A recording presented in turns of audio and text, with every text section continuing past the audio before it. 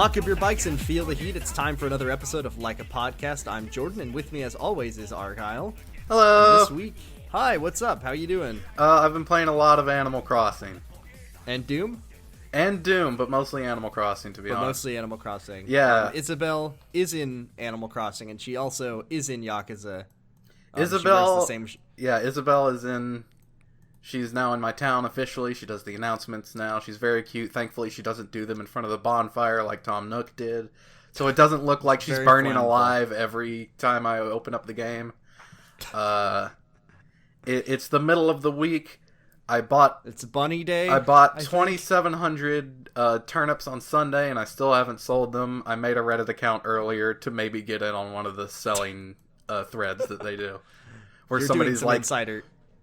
Yeah, well, you're doing insider trading. I've missed 2 chances to sell my turnips at ridiculous prices in the past 2 days because of my bad sleeping habits, and it's really pissed me off. So much so that I made a Reddit account. That's, your life has hit the trash when you have to make a Reddit account for anything. That's okay. Insider trading in this situation, if it's just stocks, it's okay. I was thinking, we haven't seen Mr. Rossetti yet. Maybe that's what he's there for, is he's there for when you do the insider trading, when you're getting the hot tips on where those stocks are selling. Mm-hmm. He'll come and he'll take you to jail for it, for white-collar crimes. Speaking of people with white collars doing crimes, we're playing... we got chapter... How was that for a segue? We're playing Chapter 4 of Yakuza 0, A Proof of Resolve. We've got some resolves, and we're going to prove that we have them. It's not a proof of resolve, it's just proof of resolve. It's a proof of resolve. I may have written down an extra A. That's okay. But before we begin our chapter in earnest, we have a little cheeky flashback. And I don't know about you, but I feel like there are certain details of this flashback that we might as well save for another game. Yeah, possibly. I didn't realize how much, because I first played this like years ago, and I didn't understand any of this shit. Yeah. So let's go over the basics. Let's give a basic overview of what happened, and then we'll just save the rest of the details for another time. Yeah, so 3 years ago, Majima and his sworn brother, who is named Taiga Saejima, they were going to do a hit on the Ueno Seiwa clan, but at the last minute, Majima was not able to do it, and he was actually... It was like a setup. It was a setup, and he ended up getting captured and tortured, and his eye poked out. And Saejima did the hit on his own and went to prison for it. And Majima ended up going into the hole, which is torture prison for Yakuza. Yakuza torture prison. They made him climb Hell Climb Pillar all year. So that's the backstory, and that's why he's in his current predicament, like imprisoned. Yes, so he's in the hole. He's chained up. He's missing his eye. Yeah, that's new information for this game, so we can go over that. Yeah, that's brand new. We'll talk about that other stuff later. We meet for the first time 5 games from now. Yeah, 5 games from now, it's fine.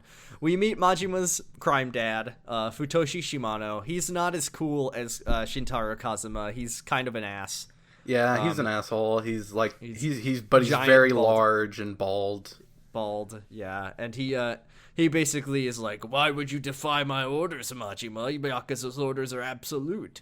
And then he says that basically a Yakuza who loses their way ends up in the hole. Yeah. This was the first time I think that we see Majima's Hanya tattoo on his back, his female demon lady thing. That thing's pretty neat. And he's also got, like, as part of it, I only just like, because a lot of people draw this if they're drawing like Majima art. He does also have like snakes on it that wrap around his shoulders. Those are pretty cool. Yeah, he's got a pretty cool tattoo. Shimano says that he's not going to kill Majima, but he's going to basically torture him for an entire year, and then we'll see what happens after that. Yeah, we'll just we'll have a fun time together. I'm going to visit you, a couple times a week just to see how you're doing, and then after about a year of torture prison, we'll see where we go from there. We'll put you into the tortures of customer service. Waka waka. So Majima wakes up. It was all a bad dream. Except it wasn't. It was a real thing that happened to him. And it's time to go back to work. So we got to go back to the Grand. Mm-hmm. We hear from the floor manager that Nozomi and some other girl showed up for work. And Majima's like, wow, my talk with Yamagata last week went well, but maybe I should have done more research to get a better deal. Oh, yeah, I got that, too. I wonder if that's, like, an actual thing. Like, if you talk to people on the street, like, we skipped over, like, maybe you can get a better outcome. He sent 20 girls over. Maybe. Not it doesn't really matter, yeah. Yeah, what happens next? Majima's in the back room, and a waiter tells him that there is a call from the owner, and that... Oh, fuck, this guy. It's Sagawa again. Majima, not very happy about this, of course, gets on the phone with Sagawa, and Sagawa's like, hey, bud. Hey, Tiger, let's go out and get some drinks, man. Let's have some brews. Let's crack open a cold one with the boy. And Majima says, I would rather drink steaming piss than drink a beer with you. And Sagawa says, haha, that's pretty funny, but actually don't. Piss tastes really bad. I don't like the taste of piss. I speak from experience. I used to work in the entertainment industry. Sagawa is a piss pig. He doesn't like the taste, but he does like the taste. Man, Sagawa, accused of Drinko's pee-pee, says he doesn't like the taste. So we go to the park to meet Sagawa, or Sagawa, I think is how it's pronounced. Oh, he also says that the Grand won't burn down if you leave it to the minions. Yeah. And then he comes back later and the Grand burned down. Do you want to talk about some sub-stories? Because this is when I did mine. Yeah, this is also when I did mine. You want to go first, or do you want me to go first? You went first last week, so I'll go. Go for it. I did sub-story number 50, The Entertainer's Throne. I like this one a lot. This one's very good. This is a good one. So you're walking down Iwao Bridge and you notice a statue that's dabbing. This isn't the statue. I don't recognize this dabbing statue. Yeah, he's very surprised by this statue. He's never seen it before, but it looks very, very high quality. Yeah, so lifelike. He's never seen a statue this high quality before. So he pokes it. And he hears as you do. Yeah, and there's a little yelp comes out from somewhere. He doesn't know from where. So he's like, wow, that didn't even feel like plaster. I'm going to poke it again. So he pokes it. And the statue falls over because it was actually a man painted to look like a statue. It was a dude the whole time. And he's very ticklish. So he's actually a street performer named Tokokichi. He's on Iwao Bridge because this is just like a really, really good spot for buskers. And he just wants to inspire kids with his street performances. He wants to teach kids the perfect and important art of standing still. Yeah. Yeah, it's like, you play guitar, you do juggling, you act like a statue and just stand still. That'll inspire kids and, like, put a smile on their face. That's going to inspire an entire generation. Yeah, he just wants to put smiles on people's faces. So what happens next? Essentially. Hello? Hello? Can you hear me? Yeah. Yeah, okay. I cut out for a minute. Okay. So he just, he wants to put smiles on people's faces, and Majima's pretty, like, impressed by that. Like, oh, that's a good motivation to have. So he's like, well, I'll check in on this guy later. So, you go out, you do some other things, maybe some karaoke, you do, like, you eat at a restaurant, whatever. You come back, and there's a small crowd gathered around. Everyone's just coming out in droves to see this awesome statue. Yeah, but as Majima looks at the very lifelike statue man, he can see something in his eyes. Tokokichi is, like, sending a distress call. Something's wrong. A distress call to him. Yahoo answers, something has gone horribly wrong. So he gets a little closer to speak with Tokokichi, under their breath so that nobody else can hear. And the kid that's watching is like, Mama, why is the man talking to the statue? Why is the eye patch man speaking to this inanimate object? And the mother's just like, well, he's different, son. We shouldn't make fun of him. And you talk to Tokokichi and he's like, I need to go to the bathroom, dude. I really gotta shit. It's a potty emergency, but I don't want to move because it might traumatize this poor kid if he sees that I'm not actually a statue. I like the sort of at odds between The idea that he wants to inspire kids with his busking, but also in his ideal scenario, the kid would just think he's a statue and therefore not be inspired at all. He's inspired by this cool statue. He's inspired by the cool dabbing statue. I became a sculptor as an adult because of this statue that I saw on Iwao Bridge when I was a kid. It was so lifelike. I wanted to... The next Michelangelo. Yeah, I wanted to... Because he saw... I wanted to capture that majesty with my own hands. He had the eyes that said, I need to shit right now. So what happens next? Yeah, I mean, if you look at the statue of David, he does kind of look like he needs to shit. Like, if you really look in his eyes. All the finest works of art of the classic era do look like they have to shit. So he asks Majima to please distract the crowd so that I can sneak off and take a shit at the nearby pizza place. The Pizza Knee, not Pizza La, Pizza Knee. Yeah. Because if I don't go soon, I'm going to traumatize more than just that little boy. So Majima agrees to help. He goes behind the crowd, and you get a choice of what to do. You can intimidate them with insults, you can wail like a banshee, or you can shout, "Look, a UFO!" I went for the UFO option, and that is the correct one. You can do all of them. There's not really any downside to picking the wrong one. You just have to try again. So you yell, and there's a UFO, but Tokokichi is only able to make it a few steps before everybody looks back down because there's not actually a UFO. And there isn't. Okay. Yeah. How disappointing. Yeah, and they notice the statue seems to have moved, but they're not too perturbed by this. So Majima needs to continue distracting them. You can ask a riddle, you can do a dance, or you can sing a song. I did try doing the dance. That doesn't work. The dance is awesome. Majima is such a dad where he's like, hey, check it out, a dance for the ages. And he's doing this little, like, I can't really describe it, but it's the most, like, dad or mom dance you've ever seen. It's so good. I remember it from when I played it the first time. He does, like, a Michael Jackson move, and then he just does his dad. Then he does the dad dance. That's right. Yeah, so, but the real answer is to sing a song, and he does actually sing. He sings 24-Hour Cinderella a cappella. There's no music. It's honestly a little creepy. Which means that, it does exist out there somewhere, the a cappella versions of these songs, and it's probably horrifying, but, like, I still want to hear it. They just took the vocal stems. They've just took the vocal track and then just put it in. I know, but I want to hear all of the songs like that. Please. But they're not entertained by that for long, because a cappella is not very thrilling. And when they turn back around, Tokokichi has moved again, and he's also facing the wrong way. So it's now that a rowdy critic, as his text box calls him, who doesn't appreciate Majima singing, walks up, and he's like, "Hey, buddy, we don't appreciate you crooning over here. We're gonna beat the shit out of you."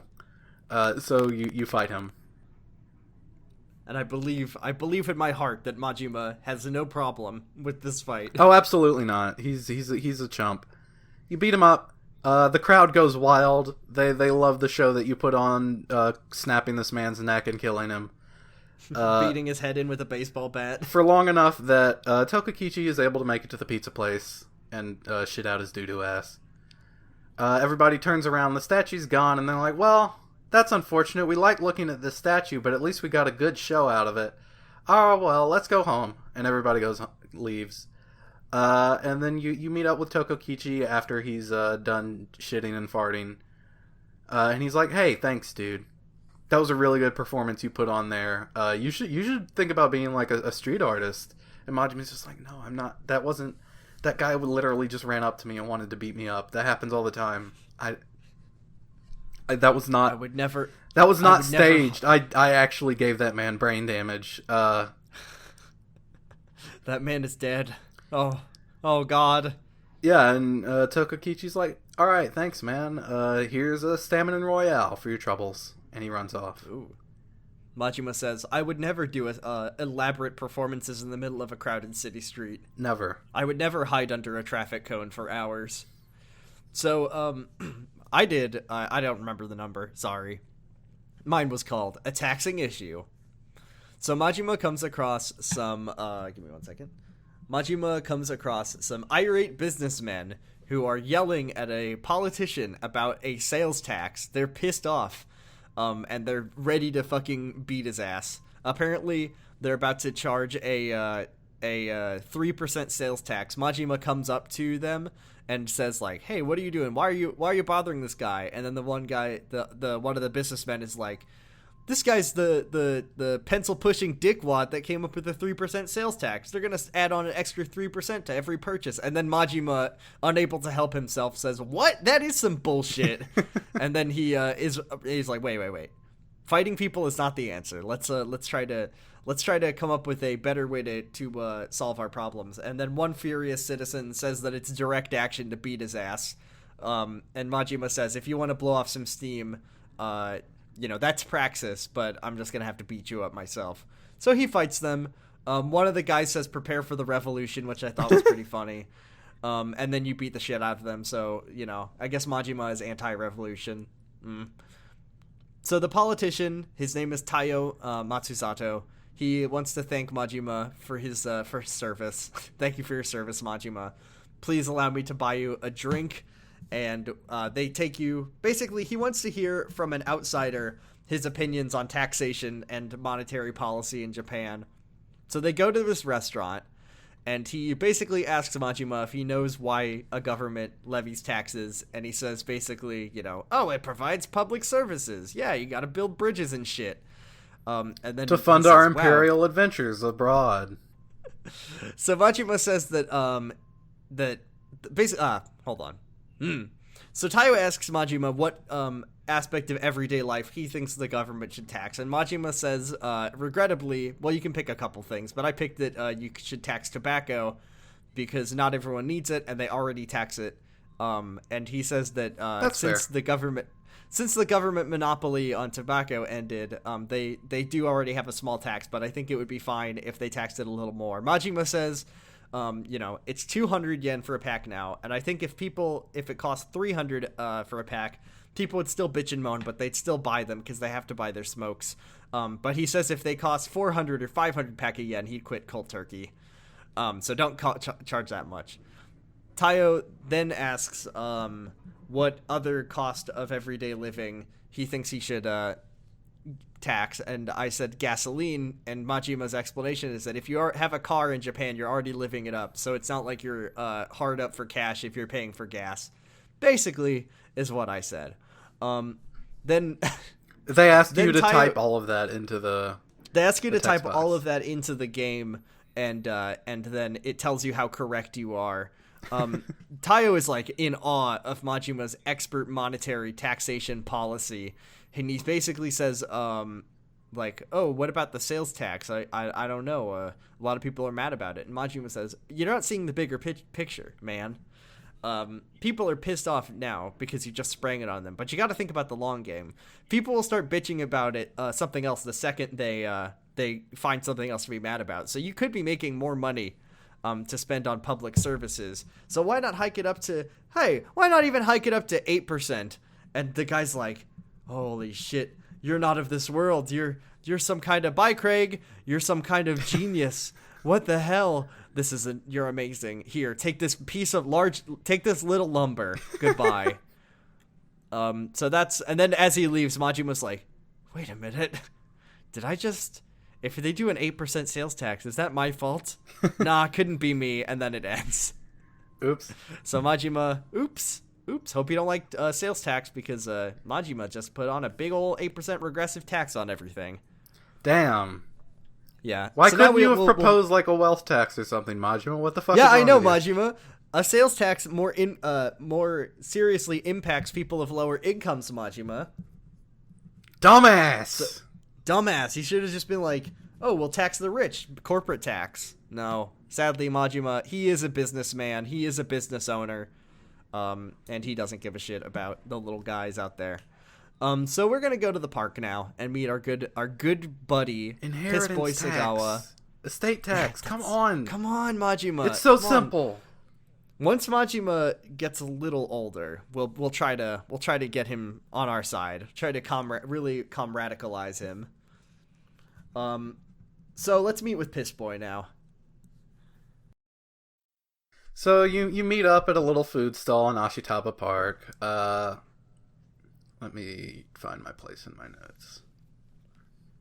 Yeah, so you meet him at this little food stall, and Sagawa's like, "Wow, I've tried all these expensive foods. The Wagyu beef that costs like, a 10G a gram. Yeah, I've tried fugu from the depths of the ocean, or I didn't write down what he said. It doesn't matter. That's it. But the best food I can have is still this 80 yen daikon from this little food stall. Sometimes it's not about the finer things in life, Majima. You gotta learn to appreciate the little things, but also you need to make me 500 million yen, or I will kill you. Or I will murder you. He pours Majima some sake, but Majima refuses to toast with him and just kind of takes a sip on his own. Yeah. It doesn't taste very good. Because Sagawa's, his aura is emanating into it. It's turning it a sickly shade of pale yellow. Oh, no! It's steaming. Yeah. You know what? The sake is steaming in the cold air. Yeah, so it that's is. The thing to think about. It's hot sake. It's steaming a little bit. Sagawa kind of, reveals that it's been 2 years since Majima was put under his care. And he doesn't really know why Majima was allowed to live. Shimano's not usually the type of guy to go for that kind of thing. Like, he'd usually just, torture you, let you go, or, usually kill you. Because he's just kind of a big gorilla man who doesn't go for subtleties. Yeah, he loves to kill people all the time. He does say that it could be he just can't get enough of fucking that ass of yours. Like a funny gay. Thanks, yeah. Sega. And he also wants to know why Majima wants to get back into the Tojo so badly. And he speculates that it's probably because of his brother, his Kyodai, 18 Count Saejima, the guy who did the hit that we talked about earlier. Yeah. So yeah, Saejima's in prison now, and he's basically just awaiting his death sentence. Yeah. Majima says that he knows that Taiga Saejima is not just gonna let himself die, and one day Saejima's gonna come back and try to kill Majima. And Sagawa's like, "Oh, I see what you're doing." It's pretty it's pretty sad because it is sad. We didn't go over it, but Majima he was going to go on the hit. He just wasn't able to for other reasons. It was not even other reasons. It was that they stopped him from doing it. But he's still I betrayed my brother. I kind of have it coming to me if he decides to off me too. Yeah. Sagawa thinks that Majima wants to basically get back into the Tojo clan so that when Saejima gets out of prison for whatever reason, he'll have his own seat ready for him, whether or not he kills Majima. So then Sagawa's like, all right, let's cut to the chase. Shimano's always done right by me, but basically I would never throw away a life for Shimano's. Oh, this is what he's saying. He's saying wow, you do that for your Kyodai? Shimano's always done right by me, but I would never throw away my life for that asshole. So let's ask you a question. Could you ever kill a person? You ever think you could kill a man? I find it really amusing that they're having this conversation in front of the Odin Yeah, I could have swore that at some point Sagawa said oh, don't worry, he's in on the deal, but he never did. No. My brain filled that in because it thought oh, okay, yeah, this guy's he's part of the racket. It's food vendor customer confidentiality. Yes, of course. This is a fact. If you go up to a food service worker and say anything I'm going to do a assassination later, they'll actually there's nothing they can legally not say anything about it because it's part of the customer guest privilege. Yeah. So he says that I need you to kill someone, and Majima says, what about the 500 million yen? And Sagawa says, oh, you think that, that little deal you made with Nozomi, I could just end that one deal in a phone call. I'm the one in charge here, so don't ever forget that, bucko. Yeah. So here's the deal. I need you to kill a person. Their name is Makoto Makimura. He runs a prostitution ring. He's some asshole. He takes college girls into his prostitution ring and then steals all their profit. And this sucks. He's and if they ever try to leave, he beats them so hard they can never have children. It's grim and horrible, and he's total scum. So about as easy as a person for Majima to murder as anyone. Mm-hmm. Yeah. He tells you that Makimura makes the girls use telephone clubs to scope out their johns, so probably a good place to start is investigating there, because they don't even know where Makimura is, or at least he's not going to tell Majima. Yeah, just as a brief, in case you don't know what that is, a telephone club is a thing in Japan where they would go to a room, you'd get a phone and a list of phone numbers, and then you'd call, and then basically you'd call a girl to have, like, you know, to buy, just to call a sex worker, basically. Mm-hmm. Yeah, so that's what that is. And also, if he doesn't get this done within the next 2 days, he's going to be the one, like, with a target on his back. Yeah, so it's not really a choice for Majima. So then Sagawa says, before you go, I have some words for you. Something, comes from Chicken Soup for the Yakuza. He says basically, with murder, it doesn't matter who you kill or how many you kill. 1 person, 18 people, some scumbag or some innocent person. Once you've killed someone, you've killed someone. And when you end a life, that's the last hope of any normalcy that you have, because you can never escape the memory. So you basically are, you've branded yourself a criminal forever. And Majima says there's no future for Yakuza who can't pull the trigger. Sagawa says, like, hey, if you can make it without killing anyone, that's great. Go for it, bud. Great job. But also, if you don't kill this man, you're fucking dead. I'll kill you. Yeah, you will be getting some concrete shoes in a couple days if you don't do this shit. Yeah. So good luck. Bye. Bye. See ya. Enjoy the piss. So it's the next day. You basically have to just go home, sleep through the night, and now it's time to end Makoto Makimura. We got to find him first. Yeah. So we go to a telephone club. Yeah. Majima just spends who even knows how long just calling random phone numbers. No, they tell us exactly how long. How long? 90 minutes. He spends 90 minutes calling random phone numbers. He gets one that's like a housewife. He's looking for college girls, so he calls this one girl after a long time. She says her name is Ako, and she's says, going to a witch school. Yeah, she says, I went to Little Witch Academia for the first time in forever, but they were closed up.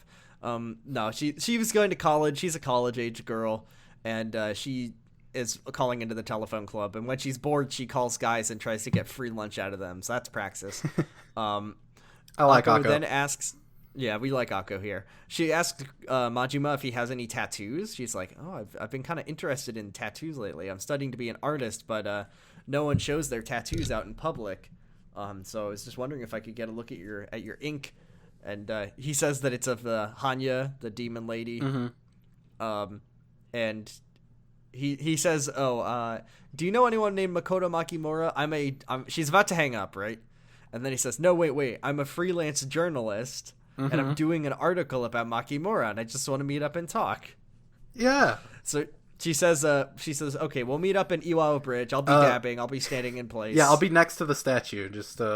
Yeah, I'll meet you next to the statue, and then you never find her because the statue's gone. Oops. All right, what happens next? He's on the turlet. Yeah. Please, by all means, tell me what happens when we leave the telephone club. I beg of you. Also, Majima tells her that he's going to be wearing sunglasses, so he's going to be wearing some sick shades. Outside, Majima runs into the quote-unquote walking erection, as his text box Diaper calls Man. him. It's from the guy from the thrusting Diaper Man from Odyssey. Yeah, he's from Odyssey. He's the guy from Odyssey, and he remembers Majima as well, and he actually knows that Majima is the manager of the Cabaret Grand. Yeah. He's called Mr. Libido. That's his name. That's his legal name. That's his legal Christian name. First name Mr., last name Libido, and he is horny all the time. 24/7. He's got a jacket, like, dozens of times a day, just to, have any sense of normalcy. He explains to Majima that he spends... Because he says, like, oh, I saw you at Odyssey, and now you're at the telephone club. Yeah, you must be quite a lust machine. He's like, oh, that's not, I do that, all day long. I never stop doing that. And then Majima says, how much jizz you got in there?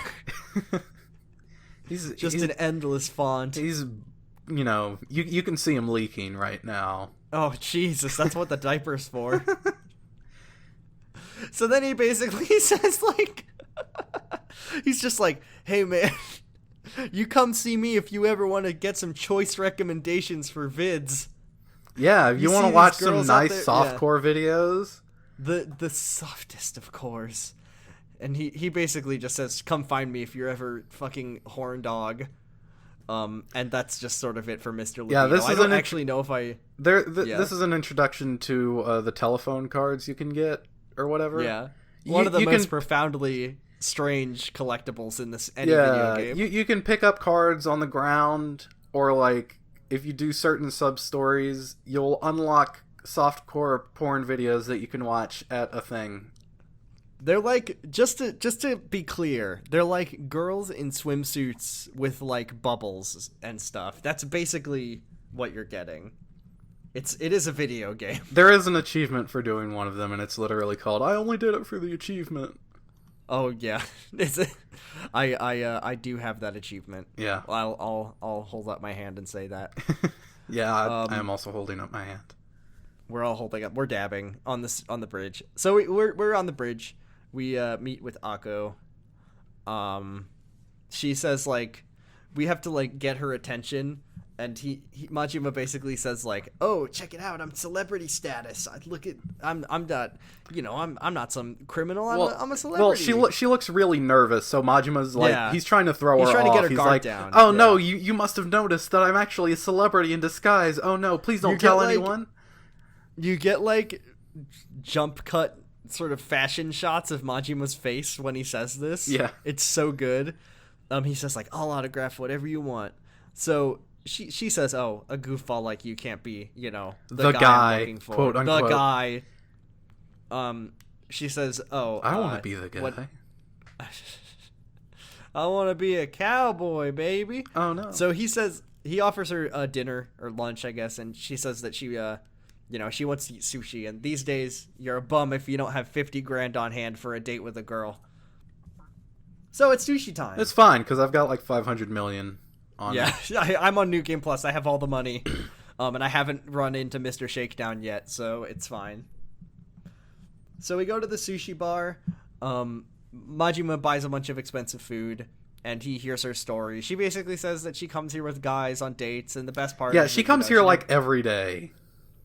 Basically, her whole life is just going to the telephone club and then calling guys up and then meeting them for lunch and getting free food and free stuff. So that's good.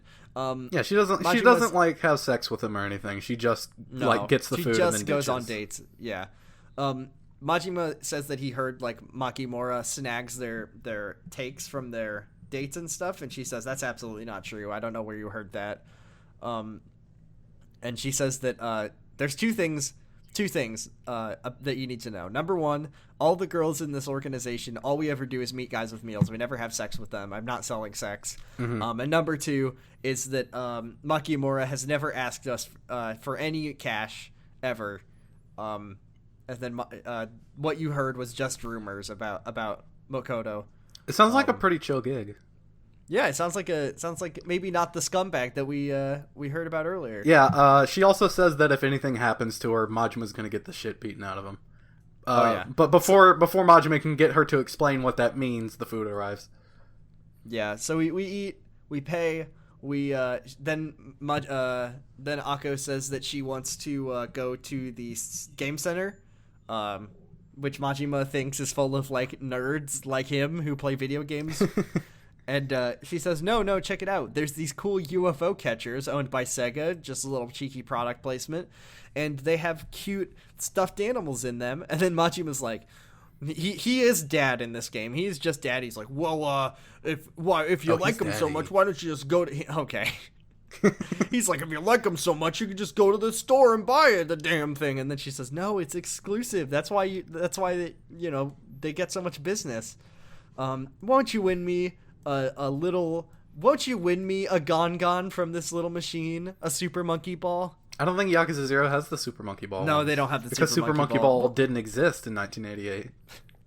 What is this wonderful creature unstuck from time? They should capture it within a transparent ball and make it go through an obstacle course for my amusement. That's a great idea. And fun fact, the guy who created Yakuza also created Super Monkey Ball. Yeah. So you have to win Akko a prize.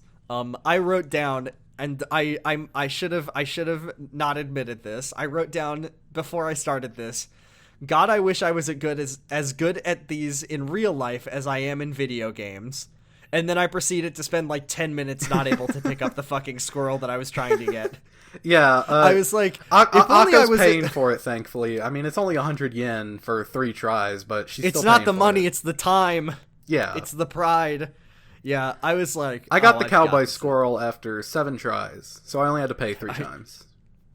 Yeah, it took me a while, and you know the sad part was the one that I'd been working on the whole time. I was like, fuck it, I'll give up. And the next one I got on my first try. So that's just moved on. All right, let's forget about it. Cancel the podcast. I don't need anyone to hear about my shame. So we want to talk more about Makimura to Akko, but she says that she wants to talk somewhere where she can relax, like the VIP room at the disco, which she's just called and reserved. Yeah. Oops. Yeah, that's when great. Did she get the time to call ahead? Who knows? It doesn't matter. You know, in the 25 hours that I was trying to get that fucking squirrel. Yeah. She dipped outside and made a quick call. So, you're headed to Maharaja, and of course you have to cross Iwao Bridge on your way there. And on the bridge, there are 2 guys arguing, and a big crowd gathered around them, and they're blocking the way. Yeah, just a couple of street punks ready to throw hands. Or are they? Komeki walks up, and he tells Majima... Oh, hello, it's you again. Yeah. And he tells Majima that he doesn't think that these guys are actually going to fight. He thinks that they're practitioners of this new breaking dance that the kids are all about. Yeah, the breaking dance. And that they're going to settle things with a dance battle. Oh, interesting. He tells Majima to watch closely. And then, you know, the kid in the red jumpsuit, he says, bet you can't do this on concrete. And then Majima says, holy shit! And Majima has learned, he's had a revelation about a new way to fight with dancing. He can fight with his dance. Yeah. Yeah, it's But good. we don't get a tutorial for it quite yet. Not quite. Yeah, we have to wait. So Kameki is like, you've learned a new combat art. And then Majima says, look, I'm busy. I'm with a lady right now. I'm trying to do something. And he says, you are a formidable man in many areas. Good news, Majima. I found a venue for our training at the park where the kids are. Come find me if you ever want extra training. Goodbye. You're formidable in the sack. You're a mad dog in the streets and a mad dog in the sheets. So Akko says, who is that strange tutorial man? Let's go to the VIP room and I'll tell you more about Makimura. You pay an ungodly amount of money for the VIP room. 30,000 yen, it's not that much. Yeah, so Majima even points out the fact that the whole point of the VIP room is to bring a big party in. And there's only them there, so there isn't really any point to that. Well, Akko's like, well, I don't really have any friends. Yeah, she says that no one wants to hang out with a girl who ran away from home. Oh, that's kind of sad. So she says that, most of the girls she knows they aren't her friends. But she knows some girls, and they'll work with Makimura Makoto, who is just basically looking out for girls with no place to go. Mm-hmm. She says as soon as anything goes south, they page him, and then he comes running, and he basically cleans it up. He's fucking strong. He's gigantic. He's got muscles like a bear. He's a bear on steroids. He's a bear on steroids. Very difficult to kill. Could probably survive a bomb. The most guys don't even want to fight him when they see him. They just run away. Yeah, could probably get shot like 2, maybe 3 times. Maybe 2-3 times and then walk it off. Yeah, probably. And then still be like pretty formidable in a boss fight afterwards. Yeah, pretty much. So Akko says like, "Oh, let's go dance. Let's go. Come on. It's party time." So Akko goes on the dance floor, and then you get the guy who has a big sign on him that says "I'm a tutorial fight." Yeah, he's one of the guys who Akko went on a date with before, and he got beat up by Makoto, but Akko reveals that he fucking tried to drug her, so, like, obviously he had it coming. Get fucked. Yeah, get fucked. It's just then that Majima cuts in, and he's like, hey, bud, I don't even know this girl, but you're in my way, so I'm gonna beat you up. So they head outside, And this is a good opportunity for Majima to try his new moves. His breaker style.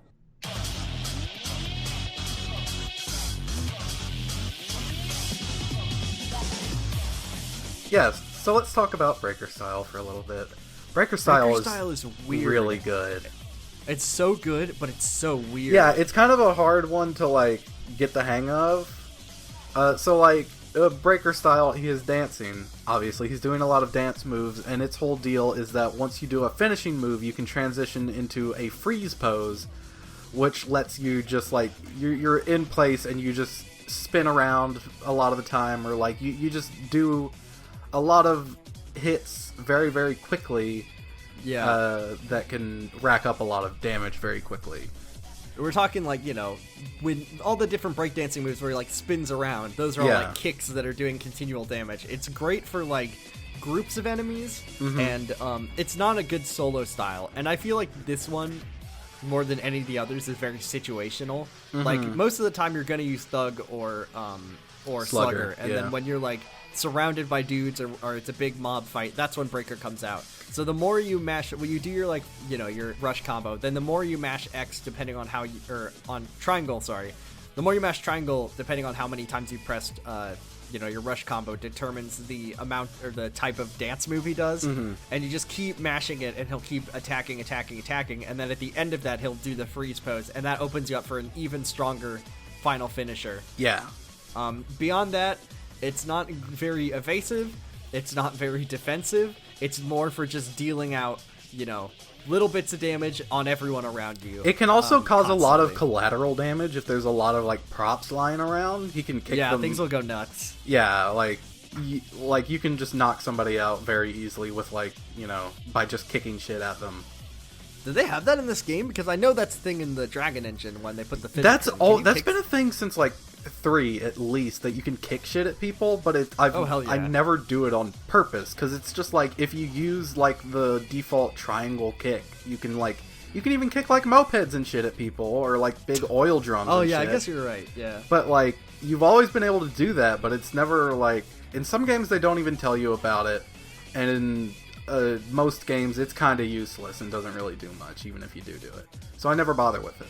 But yeah, I mean, Breaker style in particular is very good at doing it just kind of by accident. Like, I never do it on purpose, but I have knocked out people numerous times in just rooms full of furniture by kicking it at them. I like it when Majima, when you do Breaker and he goes, Yahoo! That's good. I enjoy Breaker. I don't use it as much as the other styles, though, because it's not a good, you know, all-rounder. It does take a kind of a while to set up. Like, its combos aren't especially... Like, you have to get through the rush combo and then get to the freeze pose, but it can take a while to get to that, and you're very susceptible to getting knocked down during that. Yeah, and like I said, it doesn't have a particular... Does it even have an evade? I can't remember, because I know that when we get to the other game... does Breaker even have a evade move? It does. Yeah, it's kind of a weird one, and it is also very long because he, like, does a dance move at the end of it. Yeah, it's a little useless, so it's just kind of, you know, it's not the most versatile. You can unlock, like, a weird evasive spin move that I never use that also uses up heat, but yeah, it doesn't really do much, and I don't even know if it has iframes. I think you still get hit. For style points, Breaker style, just 10 out of 10. Yeah. Just awesome. All right, so I think that's all we need to say about Breaker for now. Okay, so yeah, after you save Akko from these goons, she's like, hey, you seem like a pretty cool guy, so I'll tell you a little bit more about Makimura. He's a chiropractor, and he has a business in town. That's how he's, like, you know, always able to come rescue us at such short notice. And he also tells Majima that Makoto has only made, like, one request of the girls, and that's that they keep their eyes out for any guys with a tattoo of a bat. She doesn't know why, but he wants to know about this guy with a bat tattoo. And that's why she asked him when she was on the phone with him if he had any tattoos, because she's always keeping her eyes out for tattoos. Yeah, so Majima's very excited. He wants to go meet the big man himself. He wants to go murder the big man. He thanks Akko, and he decides to go to Hogushi Kaikan Massage, his joint. Except before he can leave, the little dude in his red tracksuit, he saw Majima's moves. Yeah. His name is Areshi. And his crew is Areshi. Areshi crew. He tells Majima that he's gotta join up. When he saw Majima's moves, boom, son, I felt that. Why are you exploding? Dude. Yeah. So he's talking with all this hot street lingo that Dad Majima doesn't really understand. He tells Majima that they could take over the world together because a lot of entertainment bigwigs come to Sotenbori, and he wants to get on TV, showing off his moves. So he tells Majima that if he ever wants to, bust a move, learn a little something, he can meet him at the alleyway behind what's it called? Shichifoko? I don't know. Shofuku? Shofuku Show. That's what it's called. So that's it. Now we've met all 3 of Majima's training people. Mm-hmm. Good stuff. Time to go kill a man. Time to go do a murder. Yeah. So we go to Hogushi Kaikon, and Majima very quietly, deliberately climbs up the stairs. He brandishes his dagger that he brought. His sweet knife. His sweet knife. Do you think that's his famous knife? It is. I mean, what else would it be? It is. Fair enough. It's the Demon Fire dagger. It's the Demon Fire dagger. So he reaches the top of the stairs, and no one's home. He sort of creeps through this massage parlor, and he goes into the back where the tables are.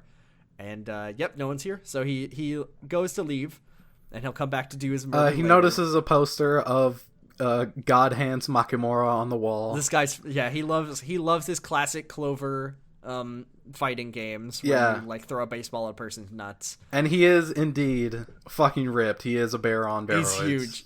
He's a bear on steroids. So, as he's leaving, a woman walks in, and she doesn't notice Majima because you can see that she's blind. She has a cane, and she wonders if there's a customer here because she can hear that someone's here.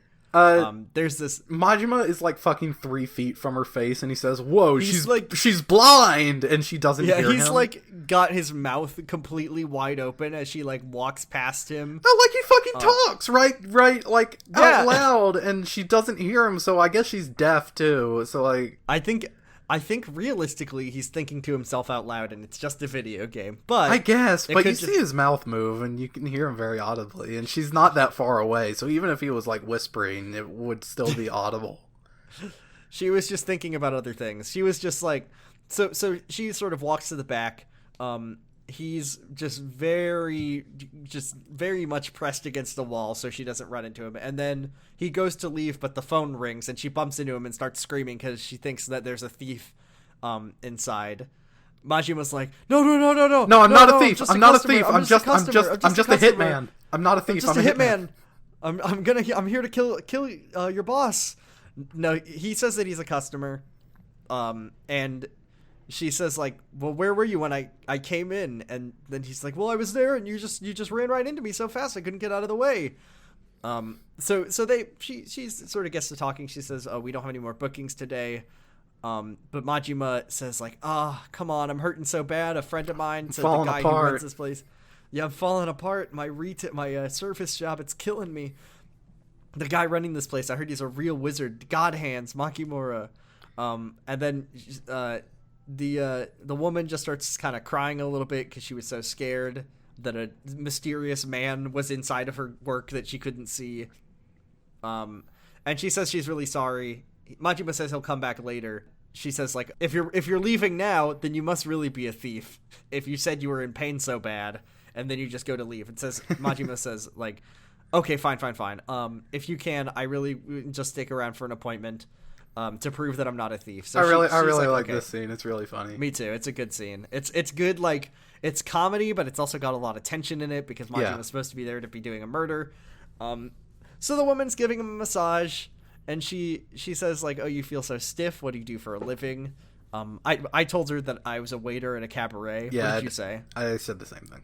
Yeah, she says that, she says the other day someone came in from the Grand and said that the manager there is out of control. Yeah, it's like a war zone in the Grand because the manager's just fucking crazy. And he's just a fucking lunatic, and he's just always, he's always letting people pour drinks on him and making the band play his theme music. Oh, God, it's good. She really likes her job. She gets to meet lots of interesting people.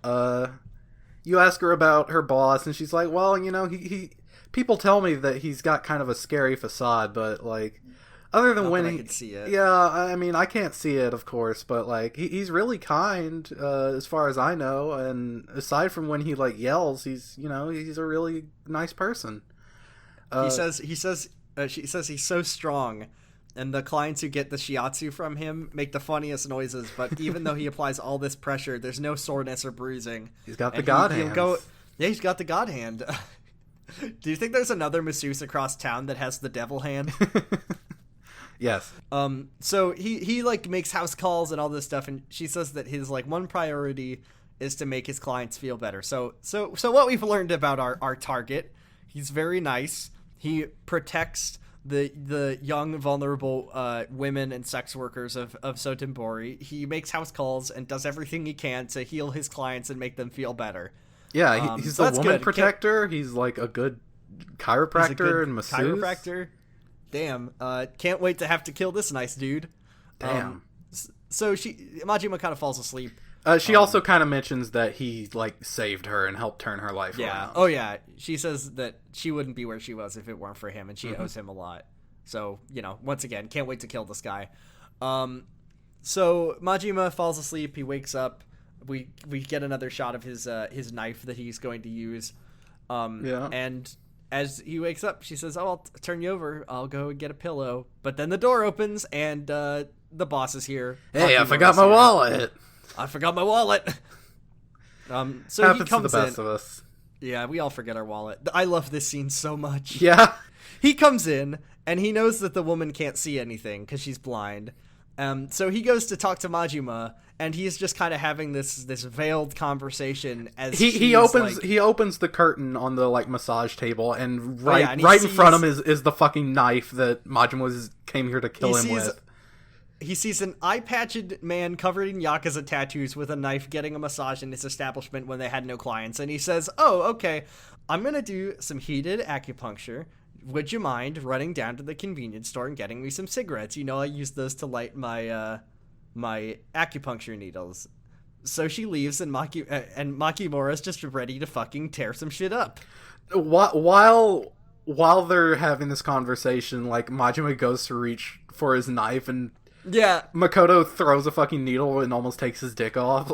Oh, it's so good. And he's just they're having this completely casual conversation at Majima while he's like pulling out his acupuncture needles that he's going to use to destroy this man.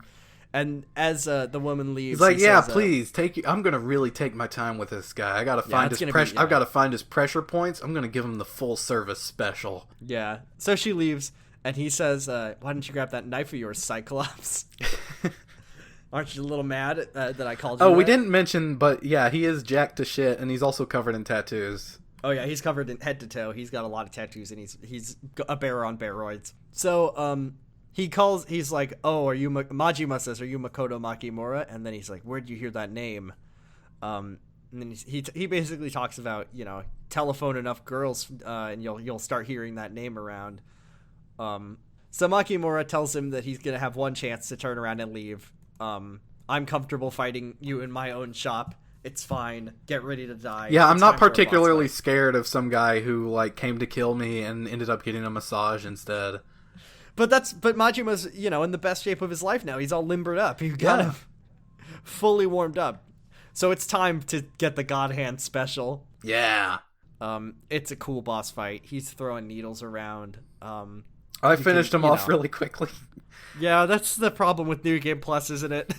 Yeah, New Game Plus is fucking busted. So, like, this is a pretty good fight to use Breaker style in. It is, because it's really close quarters. It's really close quarters. The room is full of furniture, so you're going to be hitting him with, like, massage beds and shit. If you try it in, like, Thug style the first time around, this fight is quite difficult. He does a lot of damage, and he can kind of hit you from a distance because of his needles. Mm-hmm. He's only got like one health bar though, so he's not. Yeah, he's not a particularly beefy boss, but like I said, it's like Oda. It's like I finished him in one like combo with Breaker style. Yeah, same. That's New Game Plus. He also he does have a quick time event where he'll attempt to hit you with the God Hand. Yeah. Oh yeah, I love that. And I don't know what happens if you fail it, but he rips your heart out. Oh no! Die. So you wouldn't have. He hits you with the ball buster. You hear a ding, and then he does a stone cold stunner. So you beat him up. He coughs up some blood. He says like, I thought you were a 2-bit hatchet man, but I guess you're something more than that. So they get up to fight some more, and then a whole group of Yakuza looking dudes walk into the massage parlor. And they're like, "Hey, you're the proprietor of this place, right? You're Wen-Hai Lee. We're here looking for Makoto Makimura." And Majima's like, "Wait, aren't you Makoto? He's Makimura." And then the Yakuza starts laughing, and they all turn around, and the woman is back with the cigarettes. And it turns out that she's Makoto Makimura, which is quite strange. And Majima says, "Holy shit balls." Holy what? So the Yakuza dudes are about to try to kidnap her. The proprietor, whose name is Wen-Hai Lee, tells Let's call him Majima. Lee now.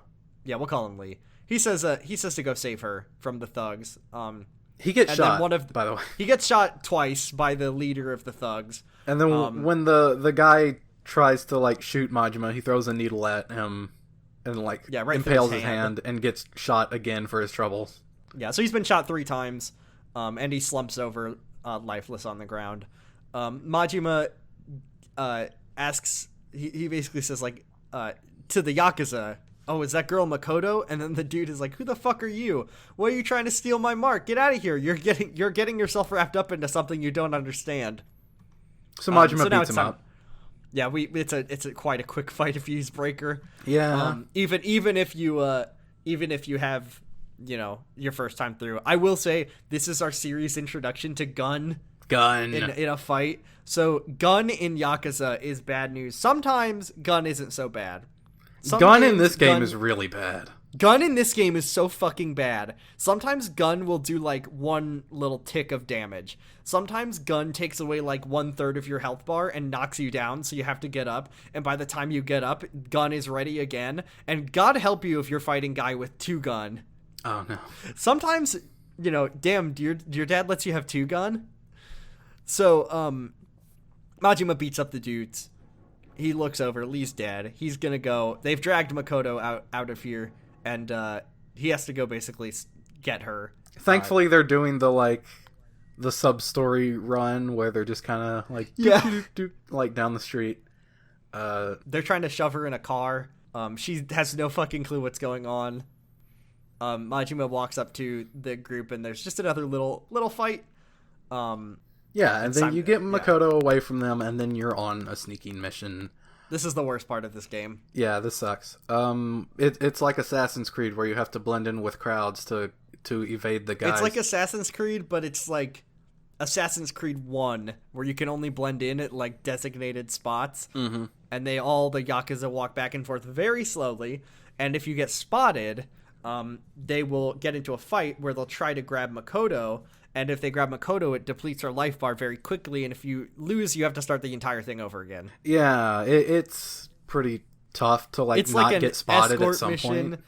It's like an escort mission, but also you move slow as hell. And it's got forced stealth elements. It's just like all of the things that no one likes in a game. Yeah. And then you have to do all of them. And you have to get her from one end of town to the other. So it's not very fun. There are a couple of mandatory fights, too. But I ended up getting into more than 5 fights in a row just because it just kind of just because it started piling on. I tried to get through it by just sneaking, but it just didn't. There's also a couple quick time events where Majima will put Makoto somewhere and then say, "I'll be right back," and then he sneaks up on a guy and does a stealth takedown where he snaps their neck with his essence of choking. They don't kill them. They're fine. They're fine. They're just knocked out. So we get through that horrible part.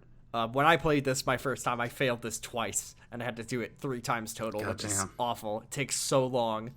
So you pull her through you take her to the side of the canal, kind of where where you met what was his name, the dragon and tiger guy, Feihu, and then you meet the leader of the Yakuza one more time, the guy with the gun and the scar. He wants and he tells you one more time, like, you don't know what you're doing. This girl's worth a lot, but you just have no fucking clue. Yeah, you're gonna put a huge target on your back if you do the thing that you're trying to do. I threw him in the river. Yeah, I threw him in the river too. I threw him in the river because that was what I did the first time I played it, and I thought it's really funny because after you beat him, he'll talk to you not in the river. I threw him in the river because earlier in the massage clinic, he's like, "You and Lee are gonna be sleeping in the Sotenbori River tonight," so I wanted to kind of give him a taste of his own medicine. Good stuff. But yeah, so you beat him, and that's when he tells you, like... You throw him in the river and then fish him back out, and you interrogate him. You fish him back out. I mean, this is right next to where you can do the fishing minigame, so... Yeah. He says you don't know This is your introduction to the fishing minigame. He passes out, and then... what's next? Oh, yeah. Here, you take it. Majima, like, drags Makoto down Sotenbori Street. It's kind of just deserted. It's kind of spooky, like, seeing it like this. He's also been going all night because it's like daybreak now. So. Yeah, and they run into a back alley, and he just kind of assures her that like everything's gonna be okay, that Lee is still alive, like he made it out all right, and he has no reason to believe that, by the way. For all intents and purposes, Lee is dead. He's been shot so many times. Yeah, Makoto just kind of collapses and clings to his leg and is weeping. She doesn't know what's going on. She's scared. And Majima pulls out his knife. Yeah. Majima tells her it's all going to be okay and she's going to see Lee again very soon. And then she's like, why is this happening? And then as she says that, he pulls out his knife. And the last shot, I like the last shot of this chapter. You see him looking at his own reflection in the blade, and you say, what's he going to do? And then that's the end of the chapter. That's a really good chapter. That's really good. I like it. I like the introduction of Makoto. Obviously, Makoto is kind of an important character in this game. Yeah. Lee is pretty cool. Sad to see him go so quickly. Yeah, like a candle in the wind. Sometimes, like a candle in the wind, like a bear on steroids. It's good that we got Breaker style. We got all of Majima's styles now. And I think it's cool that we finally had, we had Sotenbori really opened up, got some good sub-stories. It's just an all-around great chapter. Yeah. Good stuff. Can't wait to play more. Next week, we're going to be going back to Kamurocho for Chapter 5 of Kiryu. Yeah. Before we do that, I want to take a little break, and then I have what I think is quite an excellent Essence of Education ready. Yeah.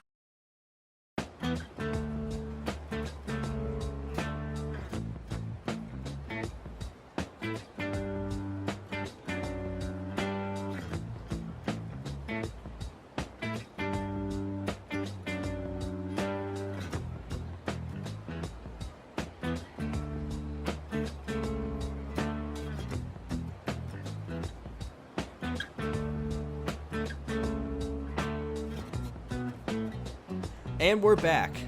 I have a really an Essence of Education I'm quite excited to share with you today. It is not really about anything covered directly in the chapter, but as you may know, as we've maybe talked about before, the city of Sotenbori is based on a real place, Dotonbori, which is in Osaka, and we talk about Iwao Bridge in the city quite a few times. That's where the dabbing statue was. That's where we met Akko.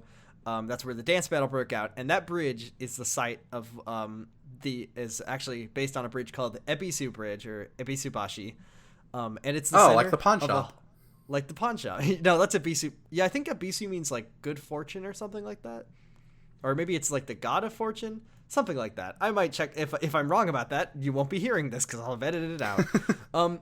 So that bridge in real life is the center of a hilarious and quite infamous urban legend concerning a fast food mascot, an Oklahoma state senator, and a terrible, terrible curse.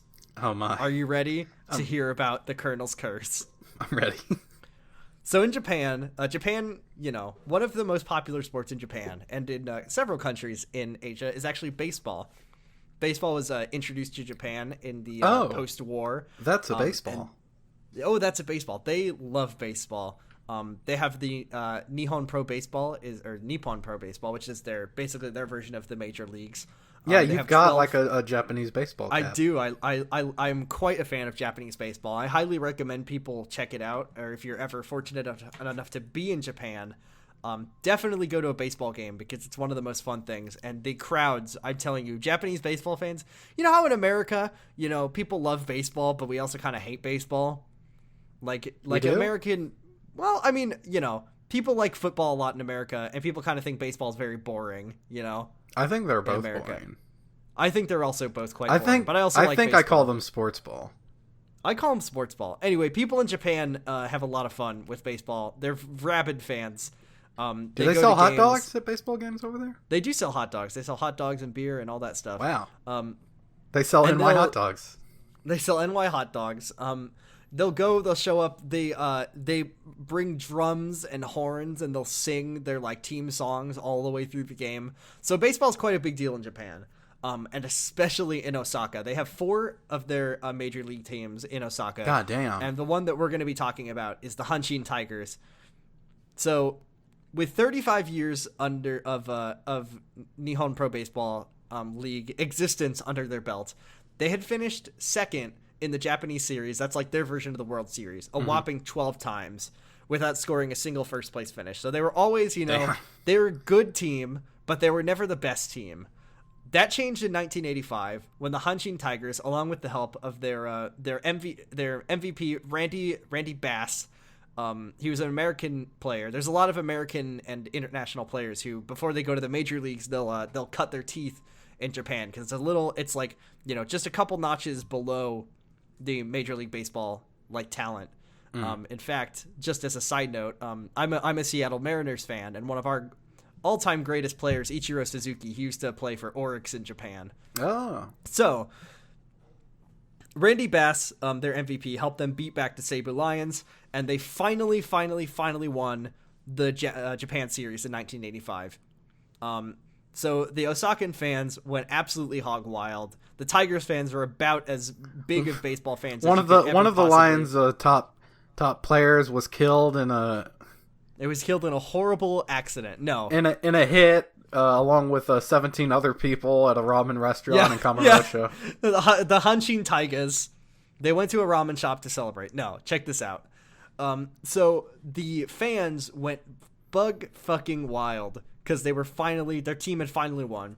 They all went to Ebisu Bridge, and they did a quite a strange winning tradition of the Tigers, which was the team would chant the names of all the players on the team, and one by one, as the names were called out, a fan who looked most like the player that they were naming would jump into the river and take a celebratory dunk below. Okay? All right.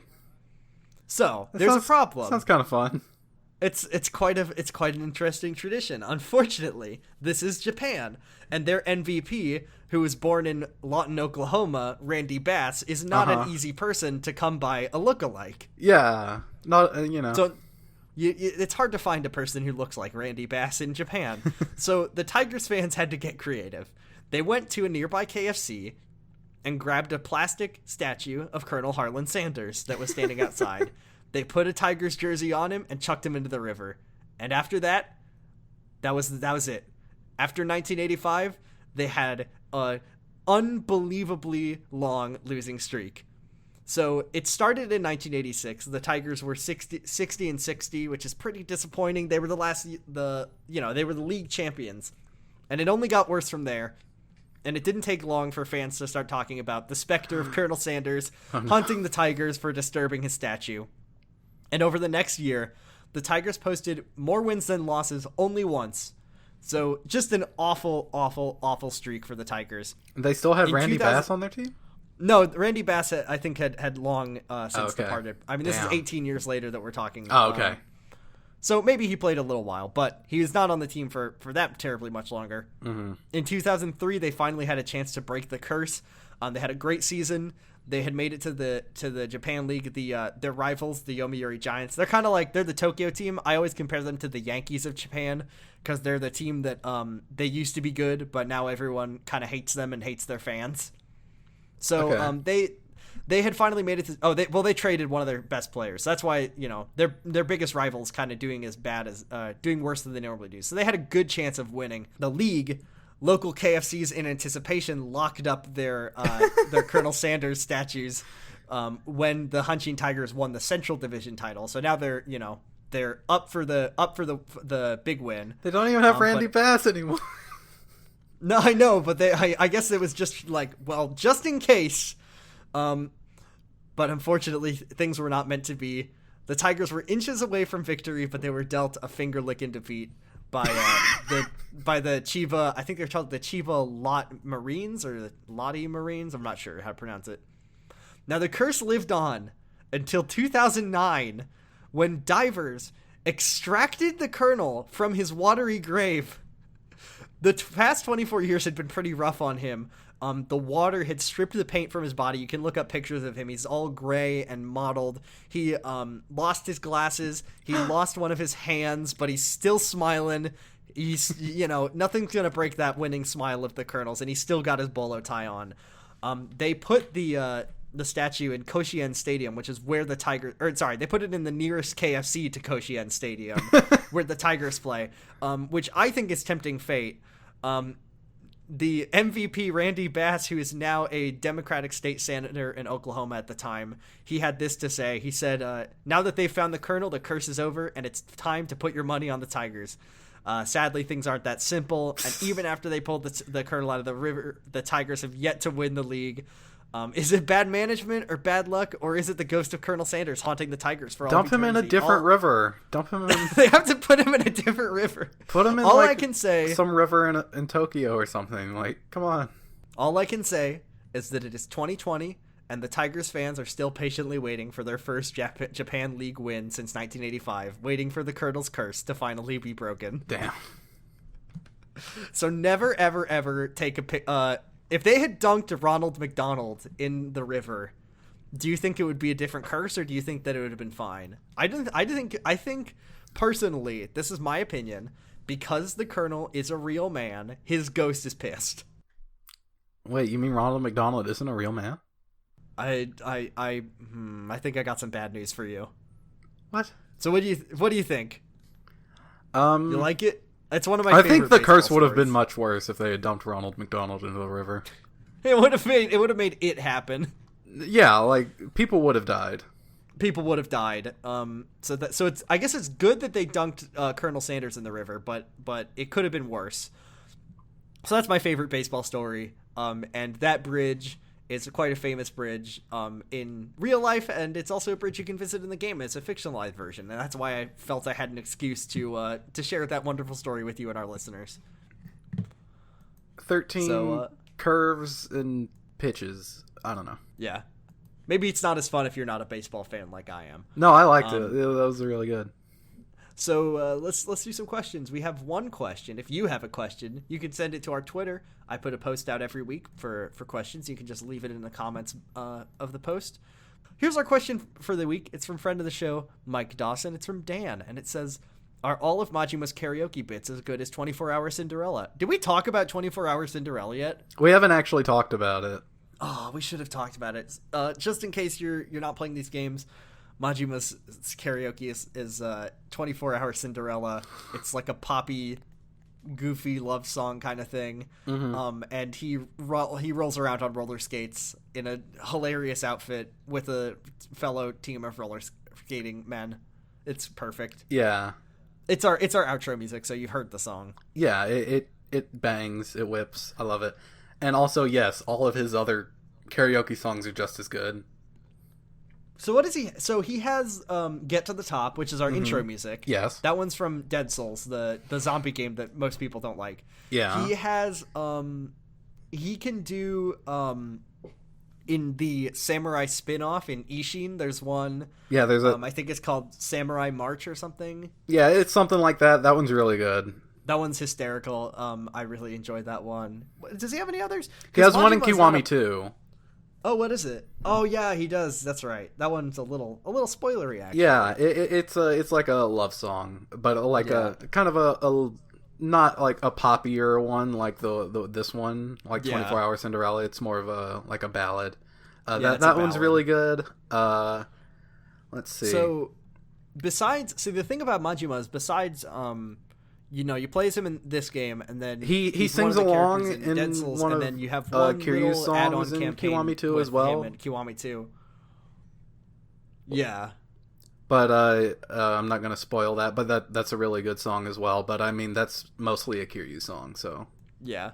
So, yeah, I mean, Majima always, his voice actor always just hits it out of the park for his karaoke. But since he's not a playable character that often, you don't get to see him shine as much as some of the other characters like Kiryu. Mm-hmm. So that's our question for the week. Shall we take it to the close? Yeah. Or I'll let you do it. Let's go. You can do it. Okay. You've been listening to Like a Podcast. Thanks for listening. You can find us at Like a Podcast. You can find us at twitter.com/podcastgagotoku. That's podcast GAGOTOKU. Every time I spell that out, I have to make sure I'm spelling it right. You can find me at twitter.com/bradipusrex. You can find Argyle on Twitter at twitter.com/argyle_funk. And you can find our podcast at likeapodcast.libsyn.com. Tell your friends, leave us an iTunes review, I guess. We're not on iTunes, so don't do that. I'm working on it. And it's taken me too long because every time I remember to do it, I forget. Steve Jobs is a bitch. Yeah. Don't tell him that I said that. They should have thrown Steve Jobs into the river. Steve Jobs retire. Is there anything else you have to add? Yeah, I do another podcast called Run the Duels. We just released our 4th episode this morning. I do that with my friends Courtney, Mike, and Matt. And we talk about the anime Duel Masters. It's a lot of fun. I can't wait to listen to episode 4. I do Jergin It with my brother Sam. We just put out a new episode, and we're going to start doing some fan fiction episodes because we finished the show we were watching, so you can listen to that at Jergin It. You can find us on Twitter as well. So thank you very much for listening, and as always, Kiwami means extreme. Bye. 素直に I love you 届けようきっと You love me 伝わるさ君に合うガラスの靴を探そう二人で Step and Go いつまでも深夜12時を過ぎたって僕らのラブマジックは